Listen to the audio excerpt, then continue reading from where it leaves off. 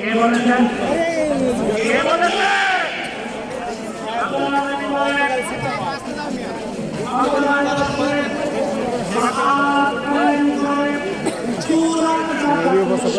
রাজ্য কায়েম করে এমন হয় একটা বালিশ মাটি থেকে 5 তলা উঠতে কত হাজার টাকা লাগে?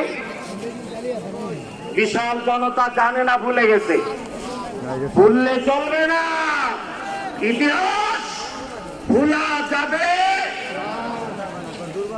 এই জাতির ছাগল কাণ্ড ভুলে গেছে, ভুললে চলবে না।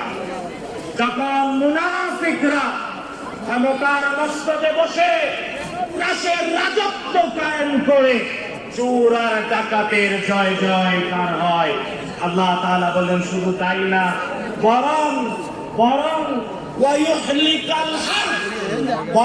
উপহার দেয় দেশ আর জাতিকে দুর্ভিক্ষ।